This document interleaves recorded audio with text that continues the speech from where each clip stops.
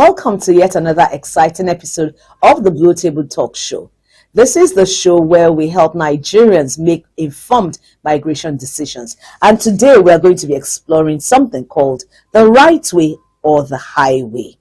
There are many who impact their lives. However, in spite of the many harrowing experiences that Nigerians go through in the quest for a better life through irregular migration, we still find thousands and thousands of young Nigerian men and women embarking on this journey. With me in the studio, I have two amazing guests that are going to do justice to this topic of the right way or the highway. I have here with me Ruth Okorion, who is a migration consultant and advocate, as well as Rita Abu, who is a returned migrant who has successfully turned her life around and is now a website developer and a digital marketer.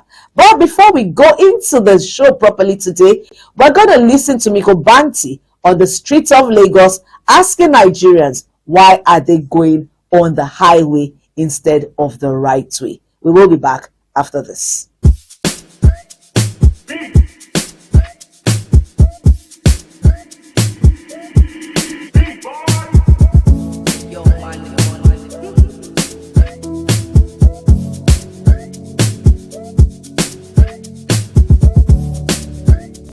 My name is Ifanyo Ayemo. People will want relocate, we want Japa. Me too, I go like Japa, but I go like Japa in a proper way. Because in Nigeria now things they hard and it's easy for us to survive. So if I want travel go abroad, I go pray may God help me so that I go get correct papers. You understand? Because life now one. Regular migration. People migrate regularly for different reasons. Some people move abroad for better lives. Some people move abroad to, expand their financial scope. So people have different reasons for moving abroad. But currently, with the way things are going on in the country, removal of fuel subsidy, dollar reaching 1,000 and all of that, a lot of people are feeling the pressures and they are looking for alternatives. So migration is one of them. Well, so many people are leaving the country. It's because of the frustration that we are going through. It's because of the economy. It's like so many things that we put in place. Like this country, we have hope. We have hope. So if the government will look into it, I know so many people, especially like health professionals, will remain in the country and take care of our people here.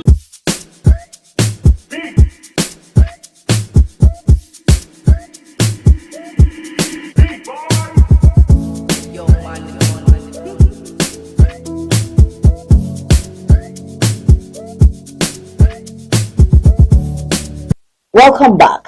So, Ruth, I'm going to start with you and I would like to ask you just a few simple questions. Let's start by asking this question. Would you be able to share with us what the insights or the key challenges that are related to irregular migration? What are the primary risks that people face going through irregular migration? Oh, okay, all right. So the risk that irregular migrants would likely face if they follow the regular route would be physical, financial risk, and of course the psychological risk.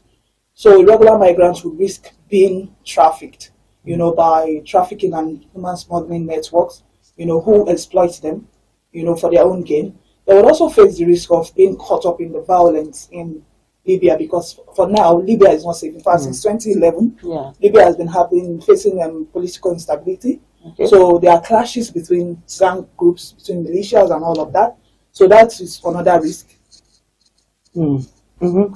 These are quite interesting factors that you are raising and bringing up. And so I like the idea of this, but I'm going to take a break here and I'm going to turn to Rita, who is my other guest. Thank you, Rita, for being on the program with us. Now, Ruth here has spoken to us about the fact that started an introduction into the risks that irregular migrants might face. But then I'm happy to say that you have gone through it, but you have come out successfully.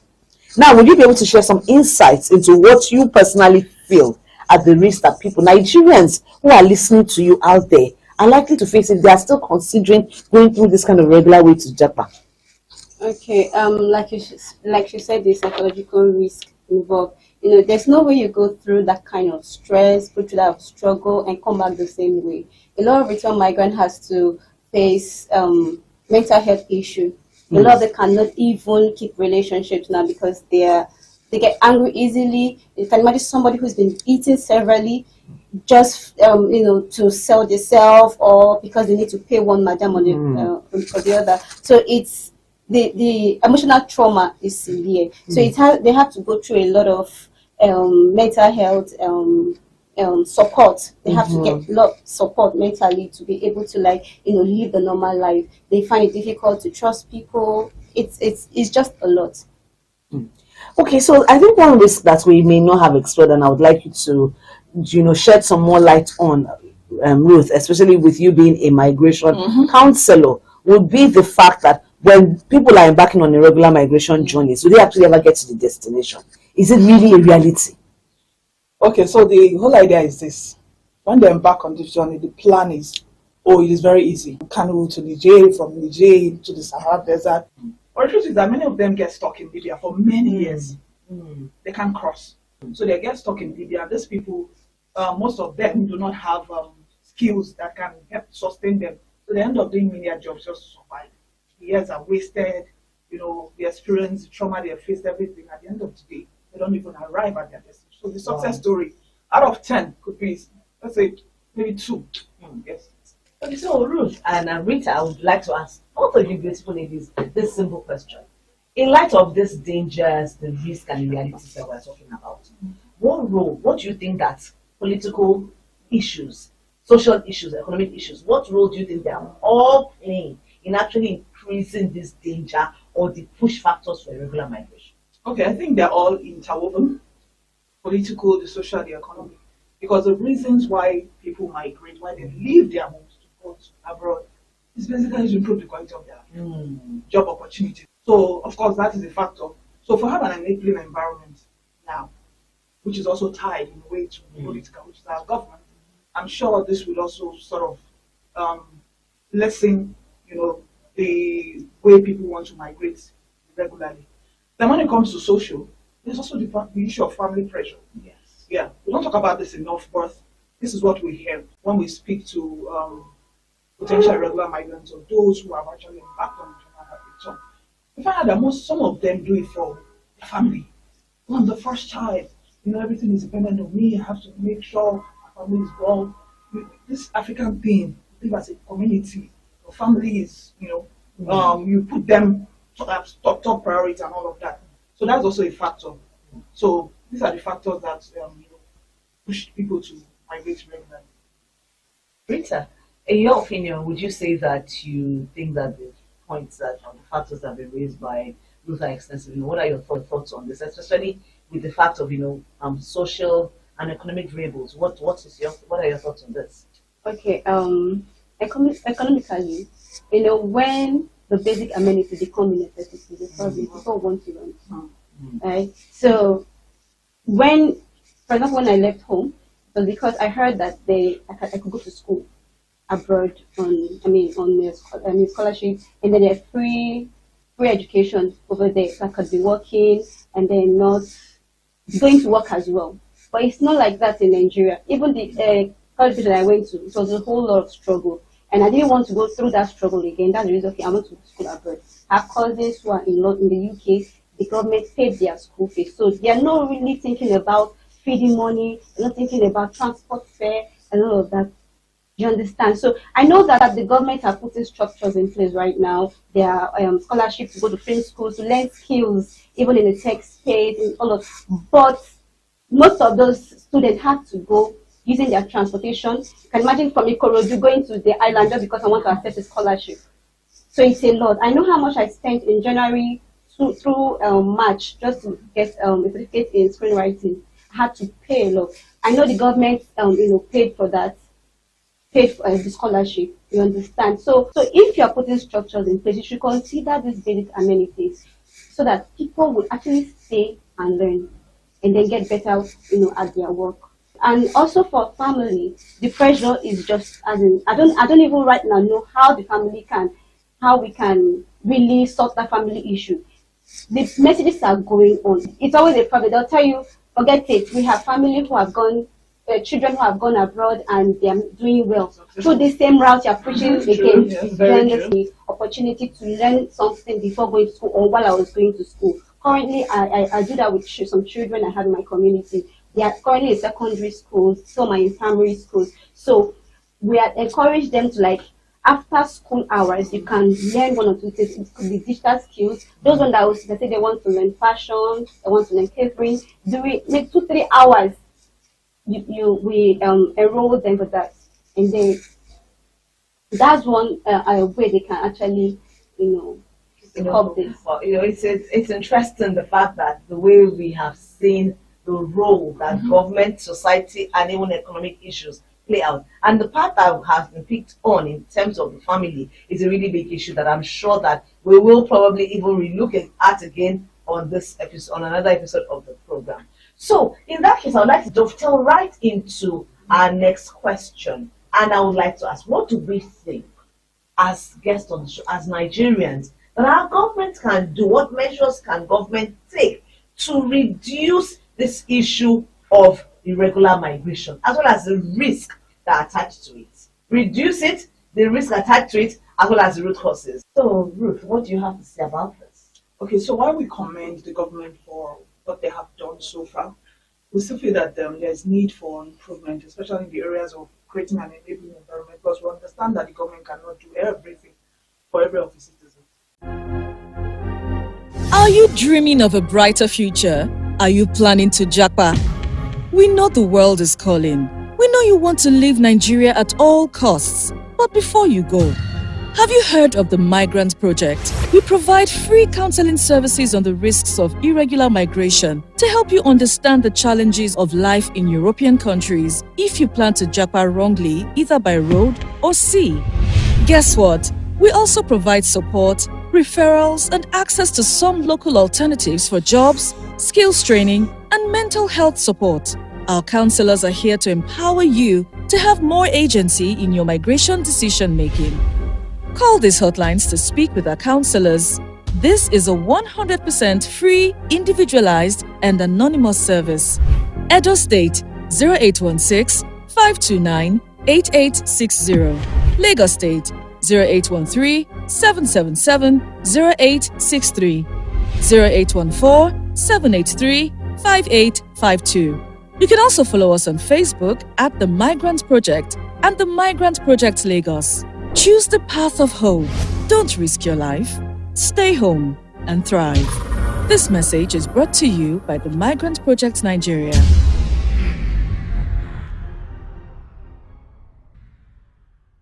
But in terms of enabling environment for business owners, for small business owners to thrive, and then power, security, and then these double taxations, because small business owners are also suffering. So these are some of the things that push people to want to leave, the country. Also look at the areas of unemployment. We have a lot of young graduates, keep churning them out. But where are the jobs? There are no jobs. We also look at the area of insecurity.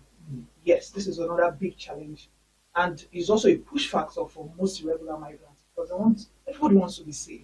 Yes, so the government needs to do well in the area of security. Well, I think that some things that you have said there are pretty important and very valid. And I would like to hear Rita's thoughts on this as well, especially as you had already started even in your last comment to me. But I want to ask you, are there any other things that you really think government should do and put in place to reduce this urge for irregular migration from young people, or from Nigerians in general, actually? Okay, like she said, there are a lot of infrastructures that have been put down by the government. Yeah, we are seeing it, but a lot of people do not have the information. So I'm going to be stressing on accessibility, both information and then the opportunity. You understand? So, like I said, having access to the opportunity is one. Then, how to access it? I'll take for example this early this year, I got an opportunity to access a training program with Ebony Life Creative Academy to study the art of screenwriting. I had to go from Ikorodu to the Highland every day. Wow. So why I think about my feeding, think about deals at home, I better think about transportation. A lot of people will not, will not even think about it. Like, well, and another thing is, after you graduate from these institutions, I think the only people who were lucky were the first set of people that accessed this opportunity because they got the opportunity to be employed by Ebony Life. But ever since that time, they've produced a lot of filmmakers in the 6 different departments. But many of them are on the street. But beyond that, beyond at this point in time, where we know that government alone may not be able to do it, are there things that what kind of global cooperation and collaborations can we even begin to look at? Okay. So to promote safe migration, yeah, I agree with you. There are a lot of things that global cooperation has to do. So that would, for me, I think that would be in terms of policies, migration policies, because sometimes this accessing legal migration, we have to be truthful, the requirements are sometimes very difficult. Yeah, very difficult for people that are lowly educated. For those who do not have the certain skills, it's a bit of a challenge, and this is why they resort to the other part, which is regular migration. So policies that makes migration a bit easier, also can migration within the region. Okay, I'm talking about migration within the African region. Okay, yeah, it was interesting the other time when I think it was the Kenya government. Yes, when they did the visa free. Yes, Yeah. Kenya's doing that. So yes. it's a bit appalling that we are Africans and still for me to go to some countries that are outside the ECOWAS region, I still have to apply for visa. So these are the issues. So migration policies should be a bit flexible and fair. Yeah. So I would like to ask my beautiful guest in the studio with me that what measures at the end of it all, really, can we as people or society take to actually mitigate this risk that are associated with irregular migration? How do we promote sustainable regular migration? What do you think? What is a happy? Yeah, it is. Let me tell you, the role of advocacy and awareness creation can not be overemphasized. So we just have to keep talking and talking about this. We have to keep informing people about the right way and the legal way for them to migrate. Migration in itself is not bad. It's not a bad desire, it's not a bad intention. You have the right to migrate. I have the right to migrate to any country of my choice. But I have to do it the right way. I have to get the necessary migration travel documents to enter into that country so that I will be more confident and, of course, have access to what I left my country for, to the other destination country, so I can have access to that. So the role of advocacy, we need to keep talking about it. Political actors, NGOs, civil societies, even advocates, individuals that are advocates, we need to talk to people about the dangers, and then speak to them about safer and better ways that they can migrate. I would also say we should also look at family dynamics. So in the area of awareness and advocacy, we really need to look into family, because this pressure from the family sometimes will undermine it, but they also need to be well informed. So we're not just looking at the potential migrants themselves, but then their families. We need to help them understand this risk, because most times these decisions are not taken by migrants themselves. It is influenced by family relations. Yes. Thank you so much, Ruth. Rita, for you, for a person who has personally experienced a lot of the dynamics we're talking about here, how would you say how easy is it for people to choose to go the right way as opposed to the highway? And what can they really do now to choose the right way? Okay, I think people really need to get it straight. People need to understand it's not like it's cheaper going through the regular route. Very true. People do not understand that it's even more expensive. Very true. So when they tell you, they told me it's 300K. Actually, I and my friend, we paid 240,000 naira. What year was that? That was 2016. Imagine. But at the end of the day, when we got traffic, we had to now pay over 1 million. Wow. In fact, my first burger said $6,000. I had no idea. I don't even know how much $1 is. So at the end of the day, you find out that you're paying a lot At every point every in point in time. time. People need to understand this. And also, I think people, they've heard about traveling irregularly, the risks attached to irregular migration. They've heard about. I've gone to a market sensitization where somebody in Lagos here, somebody said, "I beg you, people should stop talking about let's not travel. If I die there, if I die, I die. Very At least true. let me try." I So get that. they've heard about this, and then we have people who are asking, "Okay, you said we should not travel irregularly because of the danger. We know, but what is the right way to travel?" So I think we should start emphasizing the right way. Safe So and legal. while we are still preaching the risk, we should preach more on the Safe and safe, legal ways. safe and regular way.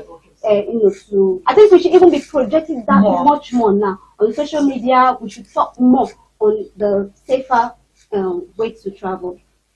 Thank you so much, my amazing guest, for actually shedding the light on the right way or the highway. It's interesting that Rita has mentioned how we need to look at a lot of focus on the right way. The truth is that a lot of people, that information gap is missing, and that's why we keep telling you to keep watching the Blue Table Talk show, because on this particular show we are able to shed light and help you make informed migration decisions, including finding out the right way to travel, which you definitely see on one of our episodes. So thank you, my guests. It's been amazing having both of you in the studio with me today. And before we finally go and we say goodbye to our audience, I would like you to tell me, just in 1 minute each, how do you think awareness campaigns and education that we can use at this point in time to reduce this rate associated with regular migration? So apart from the role of the media, I think one-on-one, counseling is pretty important.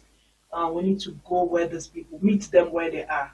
Yeah, not just on social media or traditional media. So we need to go where they are. We're going to the streets, going to communities, even marketplace that she has said, because these people have kids who have this desire. So we just have to keep moving. Thank you. And Rita, I remember that before, at some point in our conversation earlier on, talking about some initiatives that you do with people. So do you think that such kind of things, like what you do with your children, talk to us more about, can be a form of awareness campaign to help reduce the risk of irregular migration? Okay, so it's something we're already doing, and I think a lot of other organizations can also adopt that. Now, when you're telling people not to travel, I think it's also essential to give them a reason not to. So what we do, we go to communities, we train young people on different skills like address, stock making, digital marketing skills. So even while we are telling them do not travel, we're not even telling them not to travel. We're telling them migration is your right. But if you want to travel, you need to have a skill. If you're going to the UK, what are you going to do in the UK? Okay, look at these skills. These are skills that can make you money here while you're at home or while you're in school. And if eventually you have the opportunity to travel, these skills can sell you. These are the skills that you can sell to make money for yourself. So we've been training young people on that. Even we open access and we search for opportunities where they could get these skills for free, and then we connect them with it, learn, and we encourage them to start practicing. Thank you so much. So we are saying that it's the right way or the highway on the Blue Table Talk show, and we are advising, advocating, and pleading with you, dear Nigerians, that you take the right way instead of the highway on your migration journey. Migration is your fundamental human right, but do it the right way. So we come to your screen again. It's the Blue Table Talk. Thank you. And my name is Anytime Girlfriend, as usual. Share you the dream of a brighter future. I be you the plan to Japa.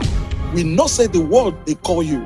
We not say you won't leave Nigeria by all means. But before you go, share you don't hear of the migrant project. We they give free counseling service so that you no go enter wahala if you want Japa. And we go also help you understand of the small wahala wait there for all these European countries, whether you plan to Japa by road or by sea. Shey you know say we dey also provide support, or we dey refer people to get access to some local jobs, skill training, and mental health support. Our counselors also dey to help you know the things wey you need to know before you leave this country. Make you call this hotline if you want talk to any of our counselors. For Edo State, make you call 081 652 98862, and for Lagos State, make you call 081 3777 0863. or 081-478-35852. Make you know say you fit also follow us for Facebook at The Migrant Project or The Migrant Project Lagos. Make you choose the better part of Oppo. No risk your life. Stay home to make am. Now The Migrant Project Nigeria, now bring on this message.